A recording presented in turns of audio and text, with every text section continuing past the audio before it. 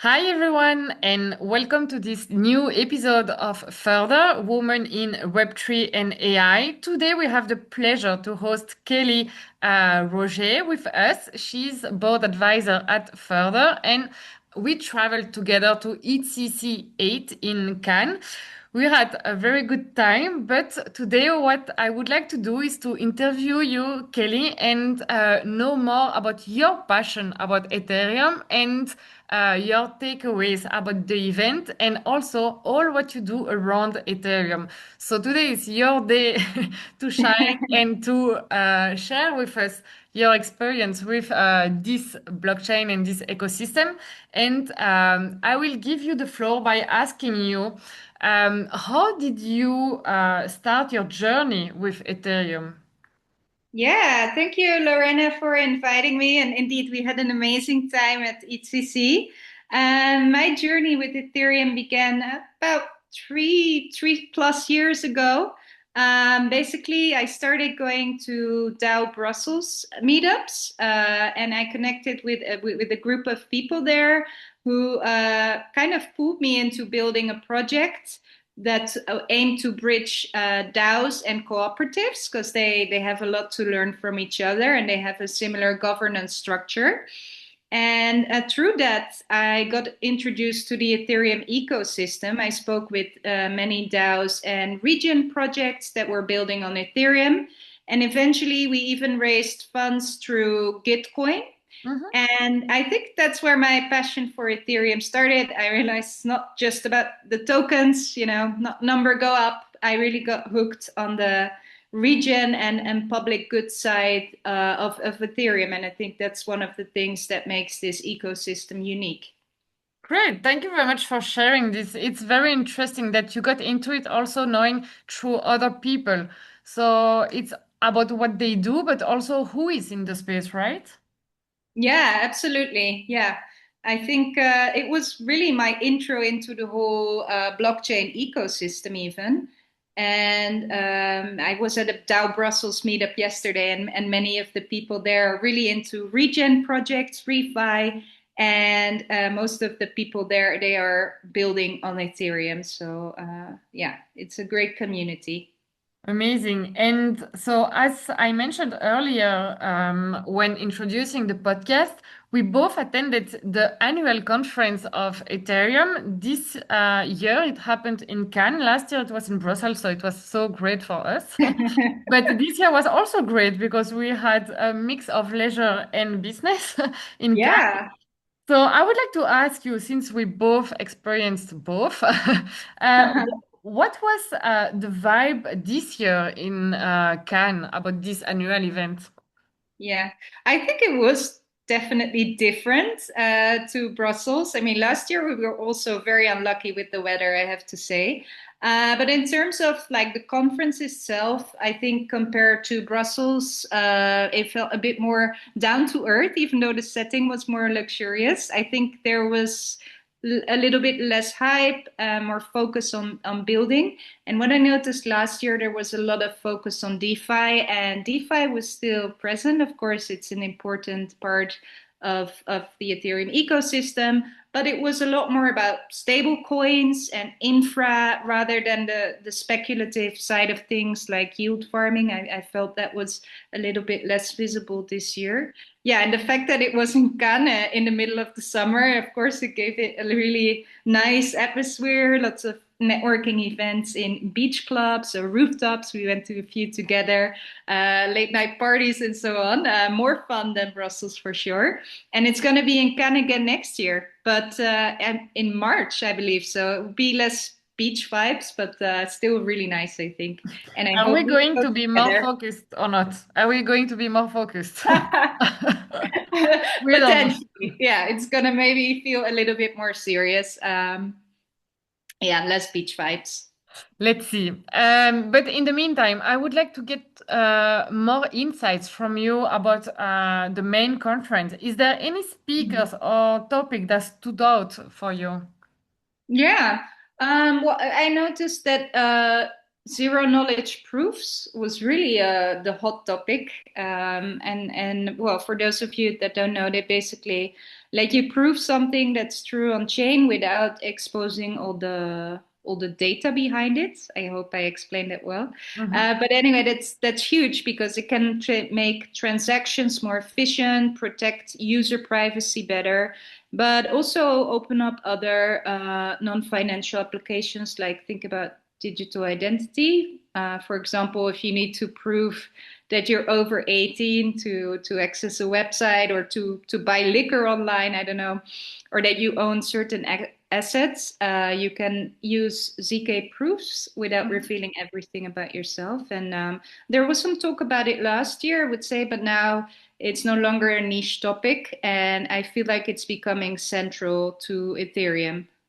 Interesting. And they had a very big agenda of of conferences, a lot of rooms, a lot Hmm. of topics. Um, was there any other topics that also triggered you or interested you? Yeah. Well, I didn't attend all the talks, of course. I mean, it's very intense few days. But I did also notice a lot of focus on identity Mm-hmm. in the sense of making people's credentials portable and verifiable across applications, across borders.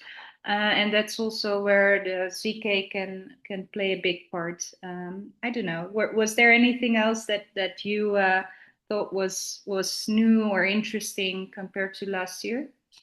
Um, I really felt that the focus was more on how to build the payment infrastructure to be able like to spend the stablecoin crypto, and that was with partnerships with credit cards, for example. But I felt that how to make payment was a thing this year. It was Hmm. not about how to make money, but how to spend it. That's a very nice summary. Yes, maybe that also had to do something with the setting. So yes, Right. I felt like there was like a few new projects around that, trying to bridge the crypto industry with the fiat industry. And yeah, I felt that that was one of the talks. There were also like the recurrent one about onboarding education that is still needed. Um, and also true about institution, how to handle all the regulations and how to position the projects with regulation. So there have been a mix, but I see it's more mature Yeah. than before. So I think it's going the right direction, but it still needs to find a fit. So it's on the way, I would say. On my Yeah. side, No. it was, yeah, that feeling. Yeah. No, I agree with that. Indeed. And you also had the chance to hear Vitalik. So you Yes. heard his keynote. How was it? What is the takeaway? Tell us about it. Yeah, well, if you've never seen him speak in person, he's surprisingly like very entertaining. Mm-hmm. The focus of his keynote was on decentralization and how we can risk losing it and losing focus on it if we're not careful.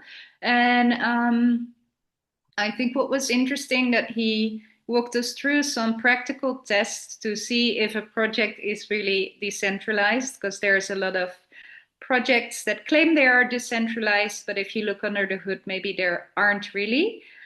So he mentioned things like the walkaway test. Can users still keep their assets if the developers disappear? I mean, unfortunately, that happens quite often. Um, insider attack, like what happens if someone within the team goes rogue? And again, that's unfortunately something that we see quite often. I mean, mainly when it comes to meme coins and so on, but still. And then, how much code do you actually have to trust for your funds and data to stay safe? So I think that was really good that he um, called into focus that a lot of decentralized systems, and especially L2s and DeFi apps still have these kind of, yeah, I don't know how to call it, maybe like hidden backdoors or centralized controls. And Mm-hmm. I think that was really important that he made this the topic of his keynote because, yeah, if we lose decentralization, we lose kind of like, sounds dramatic, the soul of Ethereum, right? It's really key to the cypherpunk ethos and what makes this space so good. And I mean, it should not replace old systems of centralization. And it's not about scaling at all costs. It should still be about decentralizing, keeping everything neutral and resilient. So I think it was really a very good keynote.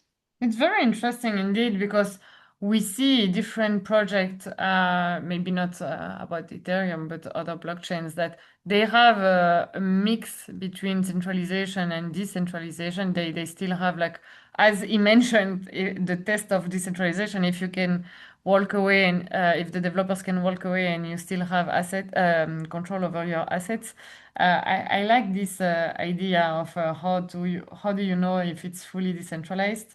But it's not always easy to manage fully Mm. decentralized. So technically, and also if it's fully decentralized, you need also to know how to drive the vision and how to incentivize also users and developers. And so you need to find the right fit to make sure that your infrastructure is being used. And of course, Ethereum is doing it for public good, so it's they have a not for profit mindset. And I Mm. remember when I saw the movie of Vitalik, he said that the biggest challenge for him it was when the price of Ethereum was going up because he doesn't like to handle capital. So it doesn't like to handle the pressure of the capital Right. coming in. So but it's aligned with his vision of saying, okay, I'm building something for public good, so I don't want the money to interfere with my vision. So Mm. it's interesting. Yeah, definitely. He might be quite unhappy now. It's going quite well Yes. price-wise. But you also have a blog on decentralization, no? What's it called again? Decentralized Reflections? Yes, right. Indeed. Indeed. Yeah, I'm doing that because I love to analyze and observe how decentralized movements are being led and created, led and developed, and to observe it from a human point of view. So the balance, I believe in balance. I'm not sure that full decentralization can work. I think there must be there must be some balance with some centralization, but that's my own opinion. Mm. So yeah, I'm curious to see where this ecosystem is going. It definitely brings values to how we have internet today and respond to some issues that we have about ownership privacy. But I'm still uh, I'm still curious to see how it's going to fit. Um, and how, because it's true that for the onboarding there has been compromises. So let's see. Even though if we speak about centralized exchange, it's already a compromise. So it's already decentralization again. If we all had decentralized wallet, that would be another thing. But there is some centralization happening again in that ecosystem. So I Yeah. think it has to also be clear from an outside world that there is also compromises within the ecosystem. Is it good or bad? This is everyone's to decide. But yeah, it's part of the ecosystem. Yeah, yeah, in a way. Yeah. Would be interesting to apply the stress test to a few of these protocols and see what comes out. Indeed, yeah. It would be interesting. But you also, I've read on your blog also other ways to look at those at this ecosystem and particularly about Ethereum actually. Mhm. So you write mainly about Ethereum, right?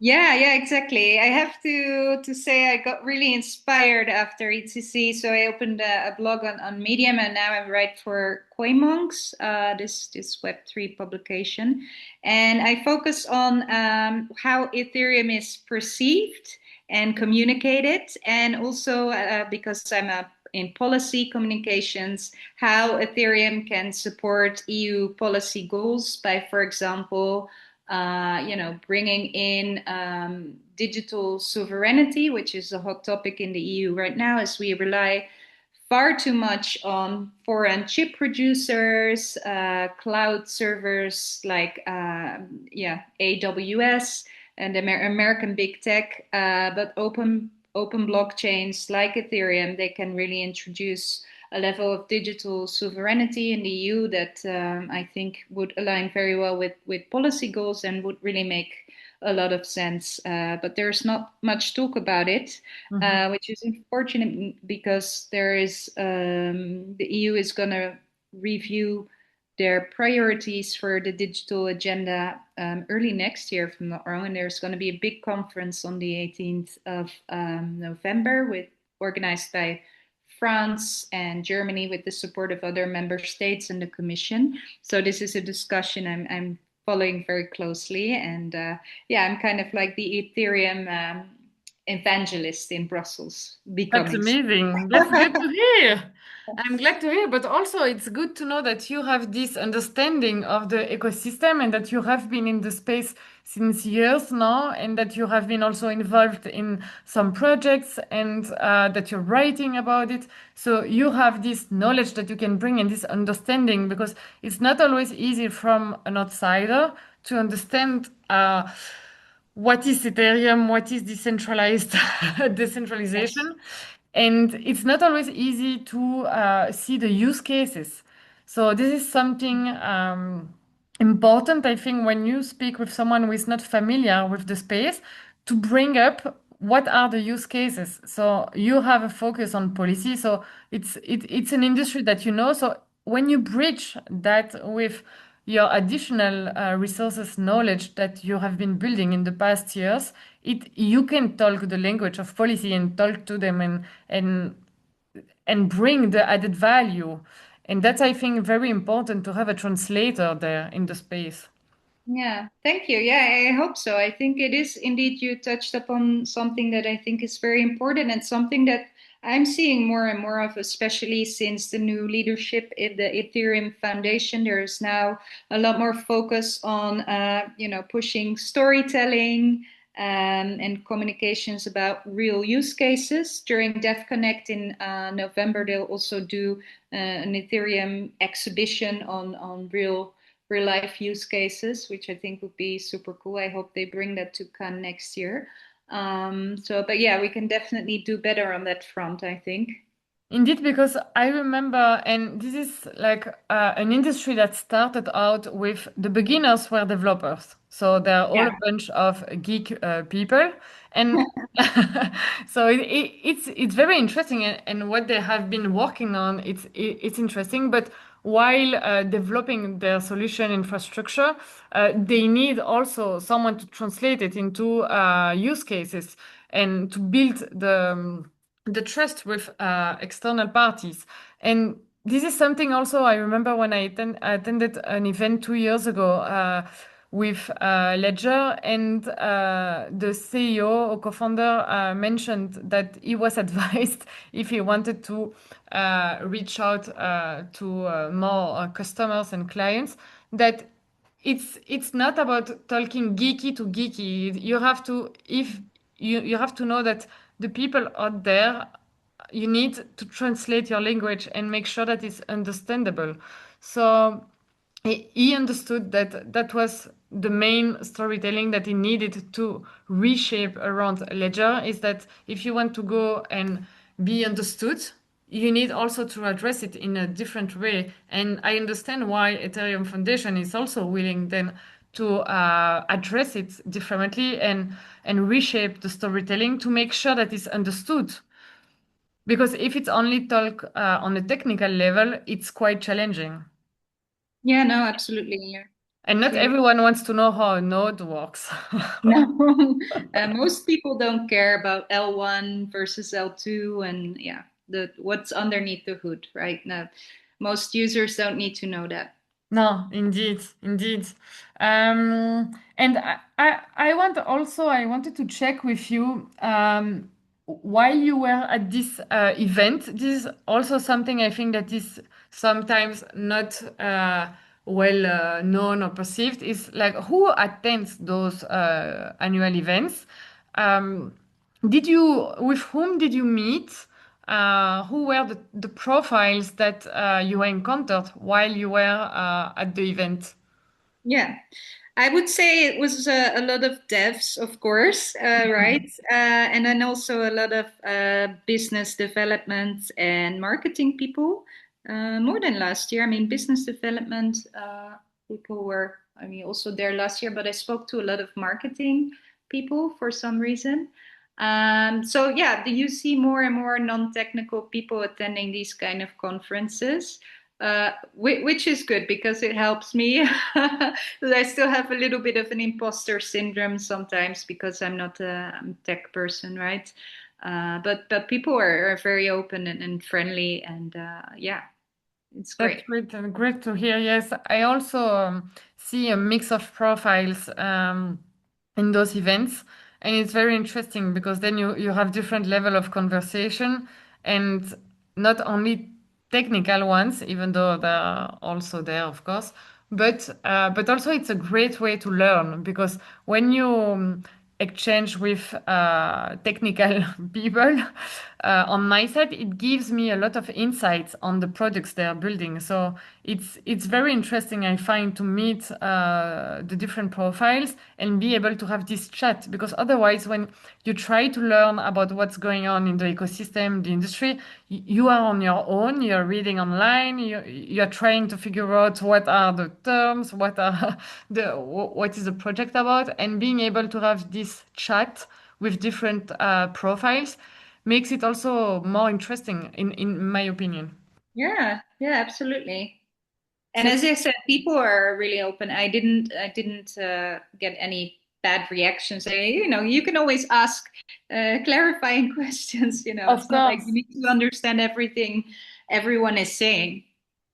yes, indeed, it's really like a open space. I really like it as well. I wanted to ask you also, since we are empowering a woman in a Web3, how was the woman representation at that event? Okay. Yeah.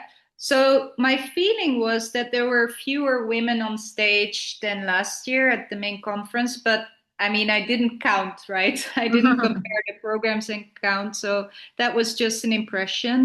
Maybe that's not true, but that was the feeling I had. In any case, I think there can be more speaking slots for women. So I encourage all women listening to this to consider applying to speak. And at the same time, I did feel like there were more women in attendance, especially at the side events.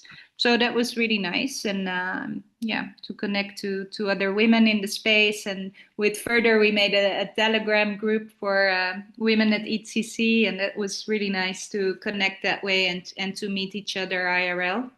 Indeed, yeah, this is something that I launched last minute, but I thought, okay, why not connecting ourselves while we are there because it's easier. Also, there is so many side events spread around the city. Yeah. So just to make sure that at least maybe you have someone you can approach more easily because you know that person will be there and that you have the contact in the group makes it more comfortable as well.